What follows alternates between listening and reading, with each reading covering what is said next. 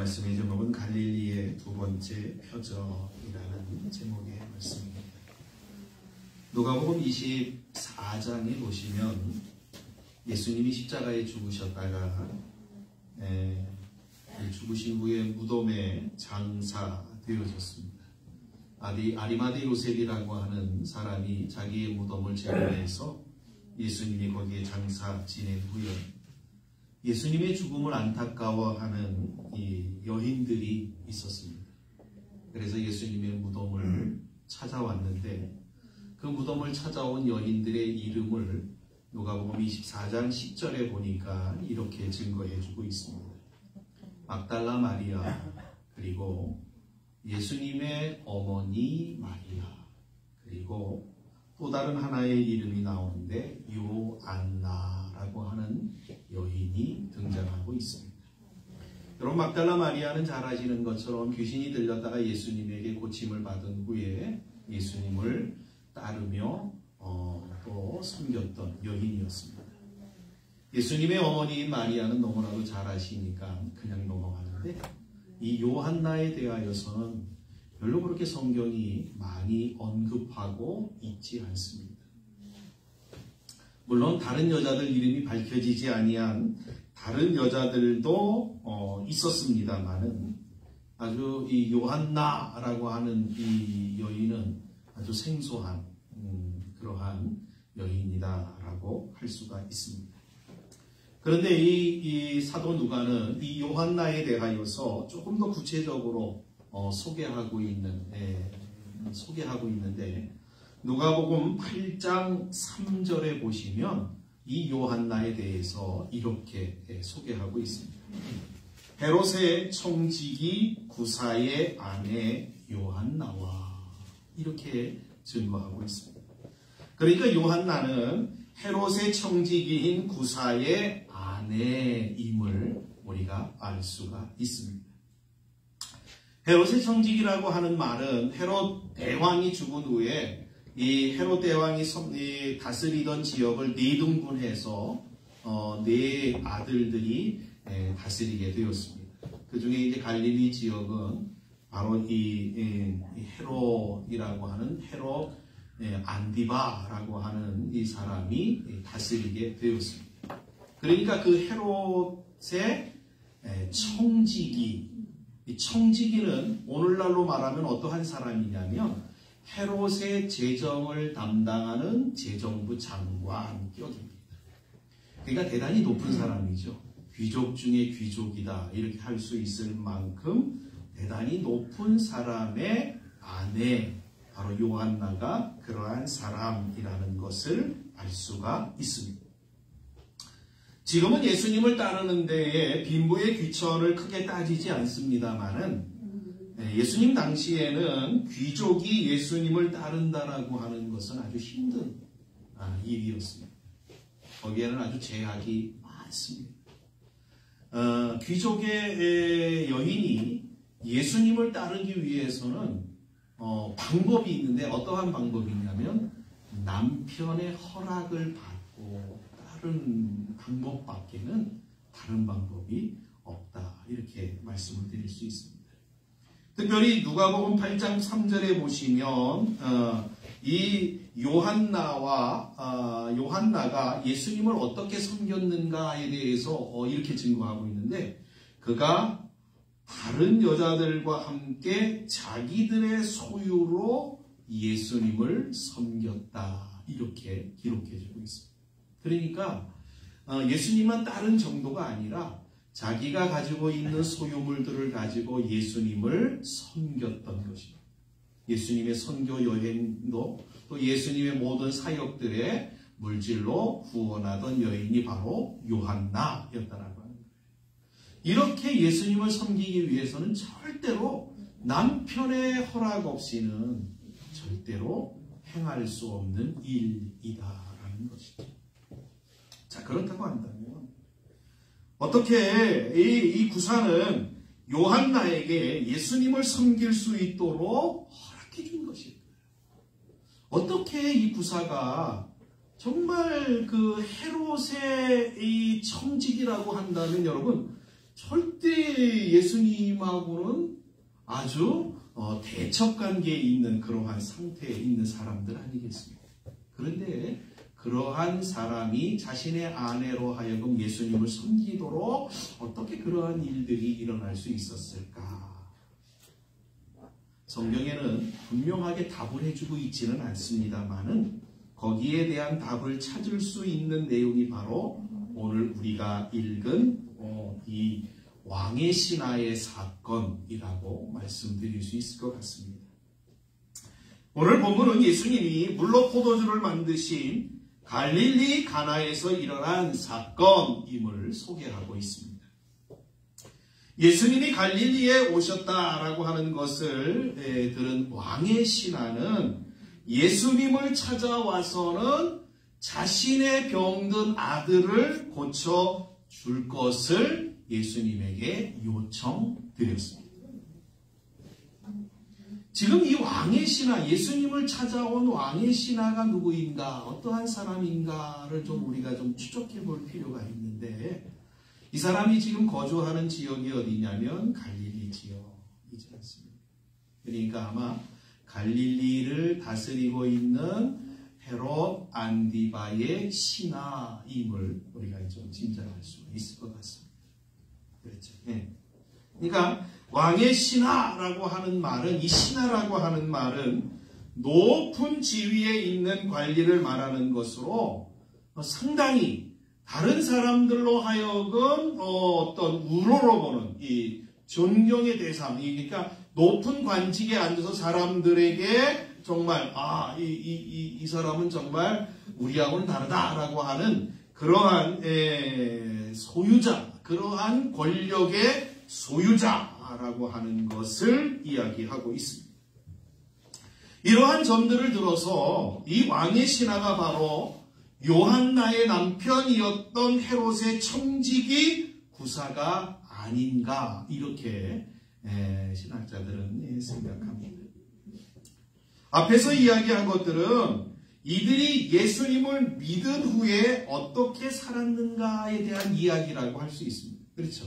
그러니까 요한나가 예수님을 믿은 후에 어떻게 살았는가, 예수님을 따르며 예수님을 섬기는 그러한 삶을 살았다라고 하는 것을 우리에게 일러주고 있습니다. 자, 오늘 본문은 그들이 어떻게 예수님을 믿게 되었는가, 어떻게 예수님을 또 믿고 또 그분에게 또 은혜를 얻게 되었는가에 대한 내용을 소개하고 있습니다. 이들이 예수님을 찾아오게 된 계기는 자신들의 아들이 병이 들었기 때문이었습니다. 본문 46절 하반절에 보니까 이렇게 증거합니다. 왕의 신하가 있어 그의 아들이 가버나움에서 병들었더니. 여기 병들었다라고 하는 이 말은 어떠한 상태를 가리키냐면 힘이 없는 상태, 아주 나약한 상태. 그러니까 오랜 동안 지병으로 인하여서 모든 기가 다 빠진, 그래서 정말 자기 스스로 거동할 수 없는 그러한 상태를 가리키는 말. 그러니까 이 병들었다라고 하는 이 말을 통하여서 이 왕의 신하의 아들이 얼마나 오랫동안 고통 가운데 있었는가라고 하는 것을 우리는 알 수가 있습니다. 부모에게 가장 큰 상처와 고통은 뭐니 해도 자식이 아픈 것이다라고 할 수 있지 않겠습니까? 이 왕의 신하에게 있어서 아들 또한 무엇과 비교할 수 없는 그런 아이였을 것입니다. 그런 아이가 병이 들어서 시름시름 앓고 있을 때에 이 부모들은 어떻게 하면 아들을 고칠 수 있을까 노심초사하며, 아마도 성경에는 이야기하고 있지 않지만 백방으로 알아보고 또 이 아들을 고치기 위하여서 안간힘을 아마 썼을 것이고, 좋은 약이란 약은 다 써볼 것이고요. 병을 잘 고친다라고 하는 의사라고 듣기만 하면 그 의사를 찾아가서 자신의 아들의 병을 보이면서 어떻게 하면 나을 수 있는가를 늘 이 부모들은 아마 애를 썼을 것입니다. 그럼에도 불구하고 12년 동안 혈루증을 앓았던 그 여인처럼, 그렇죠? 많은 약을 쓰고 많은 의원을 찾아갔음에도 불구하고 결국에는 자신의 많은 재산들을 허비했던 그 여인처럼 이 왕의 신하에 또한 많은 시간들을 애를 써보았지만 병의 차도는 없고 고통만 더 가중되었던 것이었습니다. 47절과 49절에 보니까는 이 아이의 상태를 그 아비의 입으로 어떻게 얘기를 하냐면 이렇게 얘기를 해요. 아이가 거의 죽을 지경입니다. 그러니까 그대로 내버려 두면 얼마 가지 못할 정도의 위중한 상태이다라고 하는 것을 이 왕의 신하를 통하여서 자신의 아들의 병에 대하여 지금 예수님에게 말하고 있음을 보게 되어집니다. 그러던 차에 예수님이 갈릴리 지역, 자신들이 살던 지역으로 오셨다라는 소식을 듣게 되었던 것입니다. 이 소식을 듣고는 그들은 예수님을 찾아가서는 자신의 아들의 병을 고쳐줄 것을 요청하였습니다. 본문 47절이 이렇게 증거하고 있습니다. 그가 예수께서 유대로부터 갈릴리로 오셨다는 것을 듣고 가서 청하되 내려오소서 내 아들의 병을 고쳐주소서 하니 그가 거의 죽게 되었음이라 라고 증거하고 있습니다. 왕의 신하는 인생의 가장 절박한 상황에서 이제는 도저히 자신의 힘으로는 할 수 없는 상황에서 예수님을 찾아온 것입니다. 하나님이 우리를 부르시는 가장 단순한 기본적인 방법이 있다라고 한다면 저는 이런 것이다. 이렇게 하나님이 우리를 부르신다라고 말씀드릴 수 있을 것 같습니다. 인간의 한계에 부닥칠 때 사람이 자신이 감당할 수 없는 일을 만남을 통해서 하나님은 우리를 부르시는 경우들이 보편적이다라고 하는 것입니다. 왜 그러냐면 그런 상황이 되어야만이 우리가 하나님 앞에 납작 엎드리기 때문에 하나님 도와주세요, 살려주세요 하기 때문에 내 힘으로 할 수 있을 때는요 절대 하나님 앞에 무릎 꿇지 않습니다. 내 힘으로 해보려고 안간힘 써보고 몸부림치고요 정말 수단과 방법을 가리지 아니하고 자기의 힘으로 해결해 보려고 몸부림치기 때문에 그렇습니다. 그때 자신의 힘으로 할 수 없는 지경이 될 때 그때 어떻게 하나님 앞에 두 손 들고 나아오지 않습니다.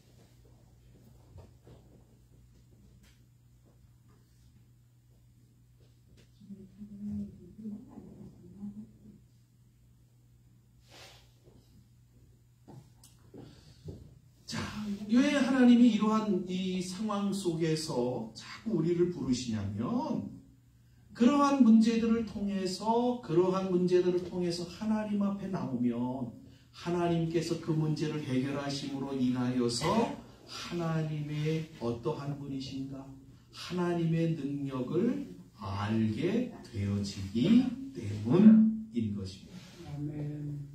여기 인간의 한계에 있는 자들은 바로 죄인인 모든 인간들을 가리키는 말입니다. 하나님 앞에 죄를 지은 인간은 자신의 힘으로는 도저히 죄의 문제 그리고 죽음의 문제를 해결할 수 없습니다. 여러분한테 한번 여쭤볼까요? 여러분이 죄의 문제 해결하실 수 있는 분 계십니까? 죽음의 문제 해결하실 수 있는 분 계신가요? 나는 절대 죽지 않아. 호언장담하실 수 있는 분 계신가요? 아무도 없습니다. 자신의 죄의 문제, 나는 절대 죄짓지 않아. 여러분, 혼장담하며 살아갈 수 있는 인생은 이 땅에 아무도 없습니다. 그렇기 때문에 우리는 어떻게 죄 가운데 사는 인생은 절망 가운데 떨어질 수밖에 없습니다. 이러한 죄의 문제, 죽음의 문제는 자신의 힘으로는 도저히 해결할 수 없는 그러한 문제들입니다. 그러한 문제 가운데 있는 자들은 어디로 오셔야 되냐면 예수님께 오셔야 합니다. 그래야지 그 문제가 해결되죠. 여러분 오늘 잘 오셨습니다. 예수님께 잘 오신 거예요. 그래서 예수 믿는 자들을 가리켜 성경이 뭐라고 얘기를 하냐면 복받은 사람들이다. 이렇게. 여러분 우리가 복받은 분들인 줄 믿습니다. 네, 여러분들은 복받으신 분들. 예수님만이 우리의 유일한 구원자이시기에 우리의 죄의 문제, 죽음의 문제를 해결하실 수 있기 때문에 그렇습니다. 또한 여기 왕의 신하는 인생에서 어려움을 만난 자들을 일컫는 모습이다. 이렇게 말씀드릴 수 있을 것 같아요. 그러니까 죄의 문제, 죽음의 문제에 직면하는 자들은 다 예수님께 나와야 되지만 또 다른 인생을 살다 보면 자신이 해결할 수 없는 문제를 만나는 사람들은 어디로 가야 되냐면 예수님께로 가야 돼요. 이 왕의 신하처럼 말이에요.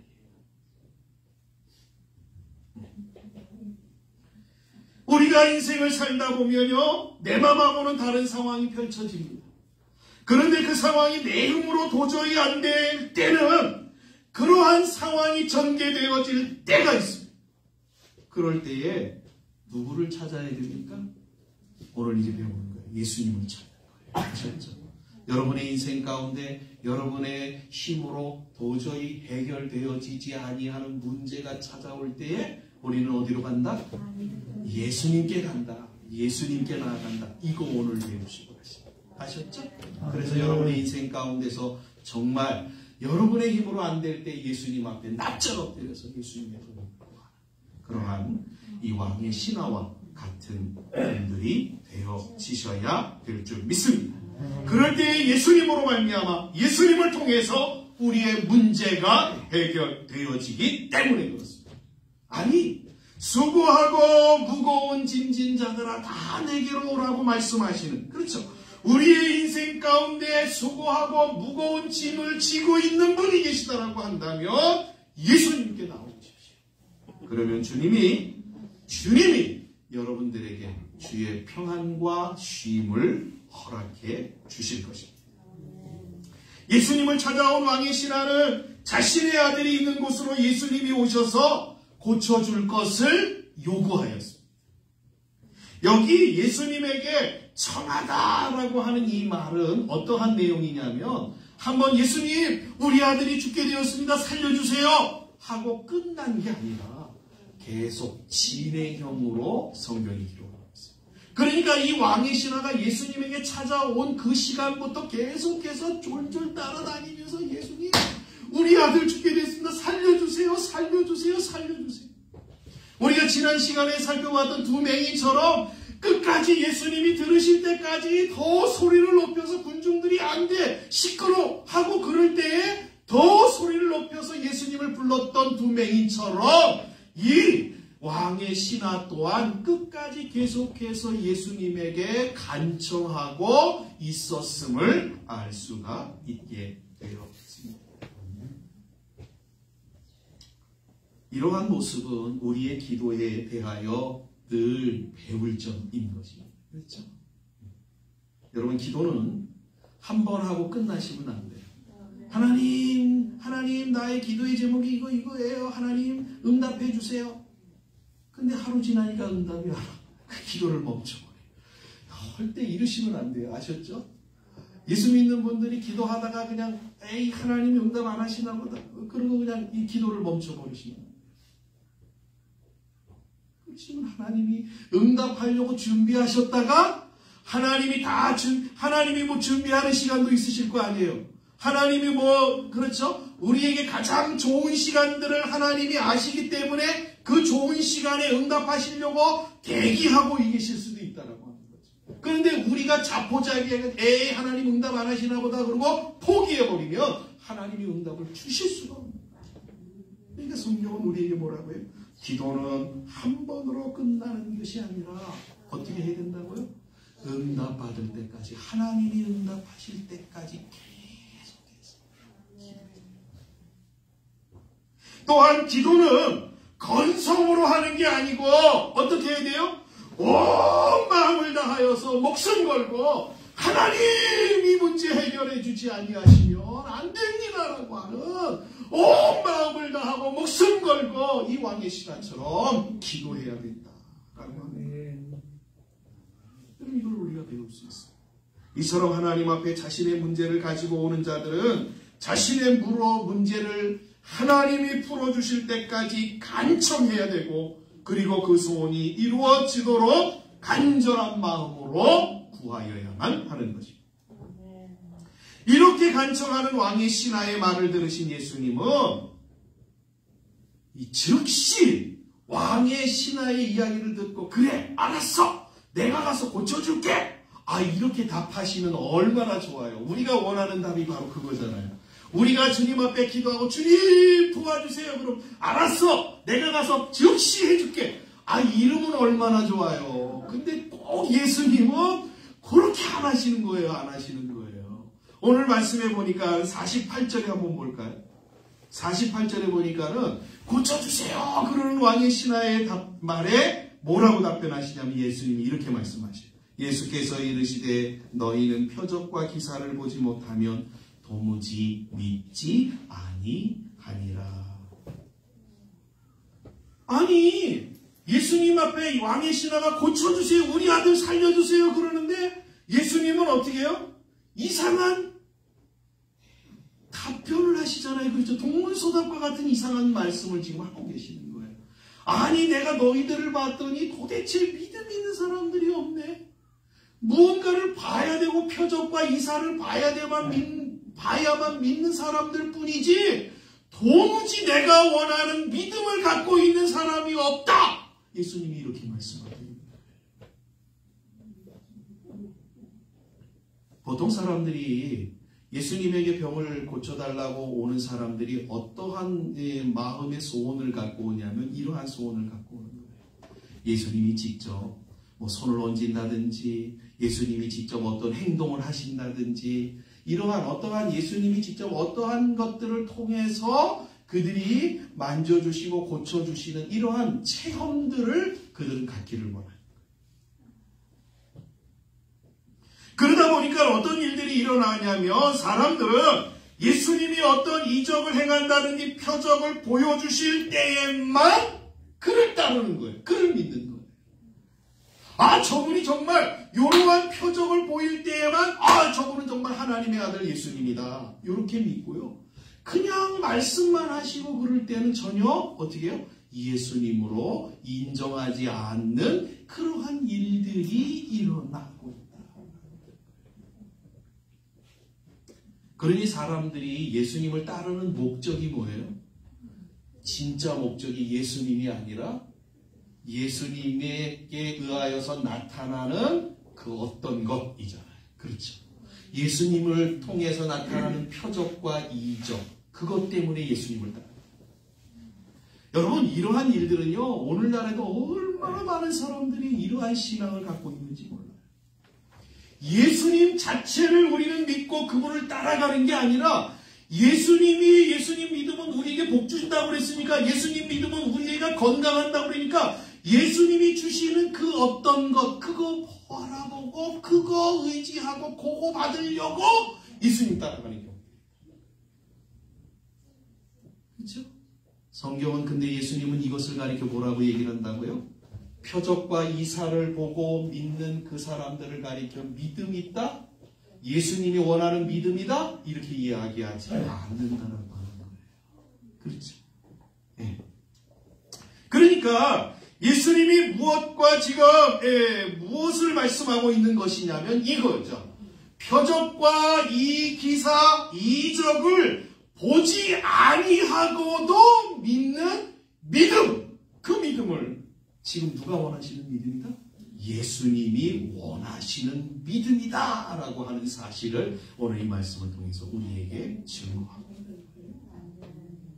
소망하기는 오늘 예배를 드리시는 우리 모든 성도님들이 이러한 믿음의 주인공들이 되시기를 주님의 이름으로 간절히 축복합니다. 예수님, 그렇죠? 어떠한 표적이 내 삶에, 어떠한 기적이 내 삶에 일어나지 아니한다. 어떠한 일들이 내 삶에 일어나지 아니한다 할지라도 나는 오로지 주님을 나의 구주로 믿겠습니다. 이러한 고백. 이 믿음이 바로 예수님이 원하시는 믿음이라고 합니다.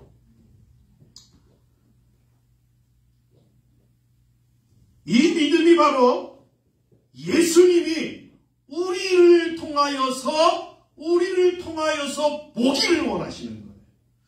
이 믿음이 바로 예수님이 우리를 통하여서 나타나는 것들을 원하신다라고 하는 것을 성경이 우리에게 일러주고 있습니다. 대표적인 사람이 하나 있잖아요. 예수님의 제자인 도마. 도마라는 사람 아시죠? 도마. 예수님의 제자 도마. 도마라는 사람이 다른 제자들이 다 예수님이 부활하셔서 예수님을 만났어요. 그런데 그 부활하신 주님을 도마가 언제 어디 갔었는지 잘 모르겠습니다만은 그때에 예수님의 제자들과 함께 도마가 있지 않아서 부활하신 예수님을 도마는 만나지 못했습니다. 그래서 예수님의 다른 제자들이 도마에게 어디 갔다 온 도마에게 야 우리가 예수님 만났다 그러고 막 이야기를 하니까 도마가 뭐라고 얘기를 하냐면 나는 못 믿겠어. 내가 정말 예수님이 부활하셨다라고 하는 것을 내가 믿으려고 하면 예수님의 그 못 박힌 손을 내가 좀 봐야 되겠어. 만져봐야 되겠어. 그리고 창 찔린 옆구리에 내가 손가락을 좀 한번 넣어봐야 되겠어. 라고 이 도마가. 여러분, 두 번째 예수님이 부활하신 주님이 나타나서 도마를 찾아오셨습니다. 그리고는 요한복음 20장 27절에 보니까 예수님이 도마에게 이렇게 말씀하셔요. 도마에게 이르시되 내 손가락을 이리 내밀어 내 손을 보고 내 손을 내밀어 내 옆구리에 넣어보라. 그리하여 믿음 없는 자가 되지 말고 믿는 자가 되라. 이렇게 말씀하셨습니다. 예수님이 도마에게 말씀하셨듯이 표적과 이적을 못 봤다고 하여서 의심하는 자가 아니라 그런 것이 내게 전혀 없을지라도 내게 주신 믿음의 선물로 인하여 확실히 예수님을 믿는 그런 분들이 되셔야 될 줄 믿습니다. 사실 48절의 말씀에 보시면 너희는 표적과 기사를 보지 못하면 도무지 믿지 아니하리라 라는 이 말씀은 우리의 사고의 틀을 완전히 바꾸어 놓으시려고 하시는 예수님의 의도적인 말씀임을 알 수가 있습니다. 아니 왕의 신하에게도 예수님이 어떠한 분이신가에 대하여 아주 분명하게 일러주시기 위하여 지금 예수님이 의도적으로 이렇게 하고 계시다는 거죠. 어떤 의도? 이거예요. 자신의 아들이 죽기 전에 만나달라는 왕의 신하의 간청에 예수님이 이렇게 응답하셔요. 뭐라고 말씀하냐? 본문 50절을 보겠습니다. 예수께서 이르시되 가라 네 아들이 살아있다 하시니 그 사람이 예수께서 하신 말씀을 믿고 가더니. 여러분, 이 예수님의 말씀은 앞으로 살게 될 것이다 아니면 살만할 것이다 이러한 얘기가 아니에요. 예수님이 가라 네 아들이 살아있다 이 말씀은 완전히 치유되었고 온전히 회복되어졌으니 가라라고 하시는 말씀인 것입니다. 그러니까 예수님의 치료는 조금 치료하는 정도가 아니에요. 예수님이 한번 손대시면 어떤 치료를 하신다고요? 완벽하게 치료하시는 치료를 예수님은 이루신다. 또한 예수님은 이 치료를 어떻게 행하셨냐면 어떻게 행하셨어요?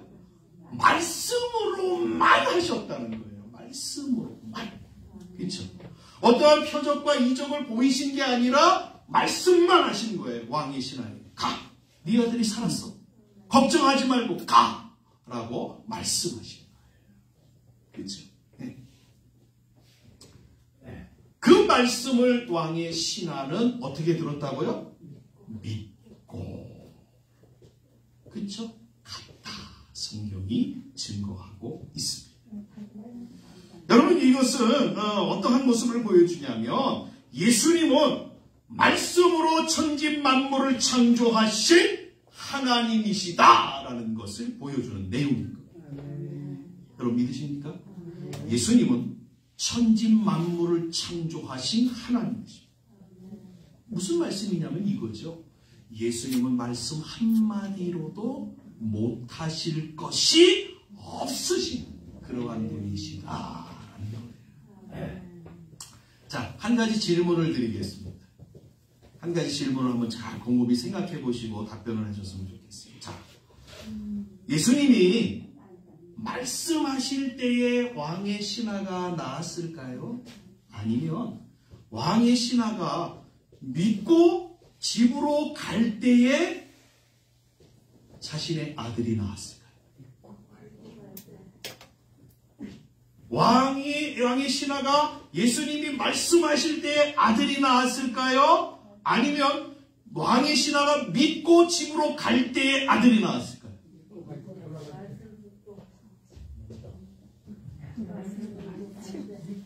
어려우신가 보네요. 53절이 그 답을 이렇게 증거하고 있습니다. 53절을 볼까요? 53절에 한번 볼까요? 그의 아버지가 예수께서 내 아들이 살아있다 말씀하신 그때인 줄 알고 자기와 그 온 집안이 다 믿으니라. 언제 나왔다고요?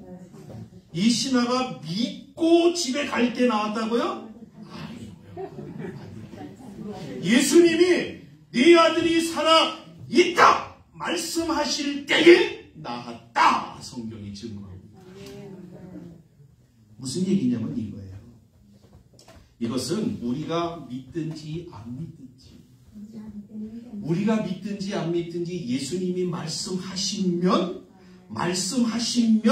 그 말씀대로 역사가 일어난다라고 합니다. 아시죠? 이거 기억하시죠? 예수님은 우리의 믿음과 상관없이 예수님이 말씀하시면 그 말씀은 반드시 이루어지는 말씀입니다. 아니, 천지를 하나님이 만드실 때 우리에게 그렇잖아요? 의견을 물어보셨는데 안 물어보셨어요. 예수님의 말씀 그 자체가 능력이에요. 믿으시기를 주의 이름으로 축복합니다. 자, 그런데 중요한 것은 우리가 그 능력의 말씀을 믿으면 놀라운 축복이 주어진다라고 하는 것이 오늘 성경 말씀입니다. 자, 다시 한번 읽어볼까요? 53절의 말씀. 자, 그때 아버지가 예수께서 내 아들이 살아있다 말씀하신 그때인 줄 알고 자기와 그 온 집안이 다 믿으니라. 그렇죠?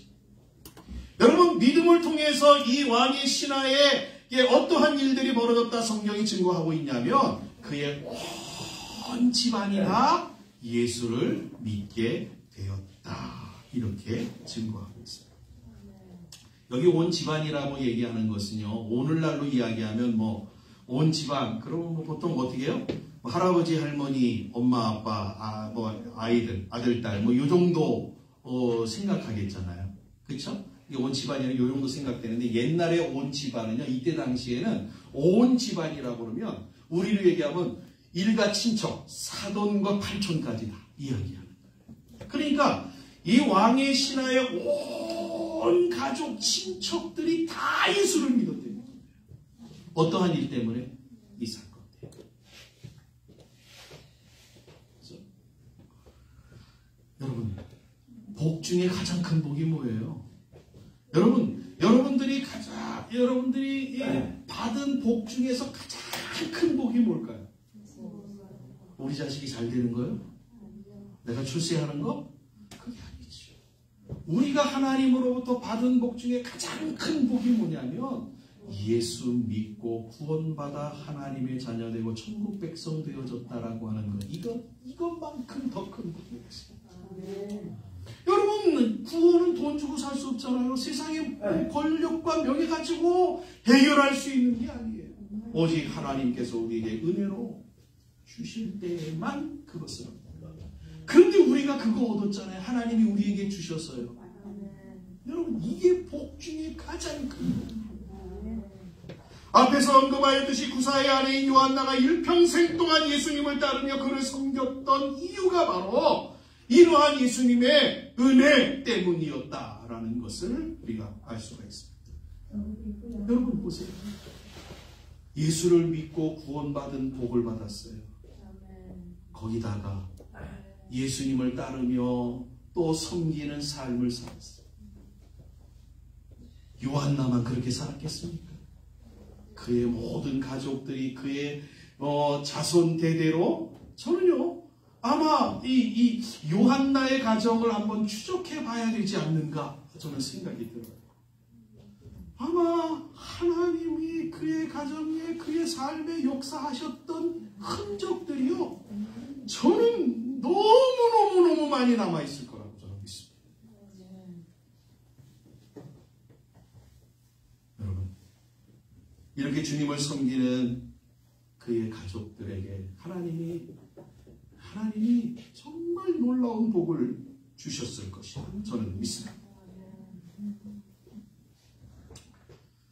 소망하기는 우리 문학의 모든 성도님들의 가정들이 정말 이 요한나의 가정처럼 하나님의 놀라운 은혜와 축복이 넘쳐나는 그러한 가정이 되어지기를 주님의 이름으로 간절히 축복합니다. 그러기 위해서 저와 여러분들이 두 가지를 오늘 말씀을 통해서 기억하셨으면 좋겠어요.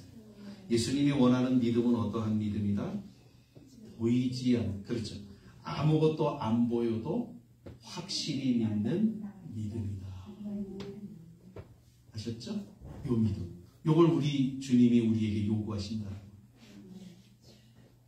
저와 여러분들이 이 믿음 가지시는 거예요. 자, 우리에게는요, 예수님이 지금, 그렇죠?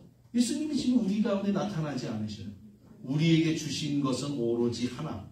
예수님에 대한 증거인 이 말씀 밖에는 없어요.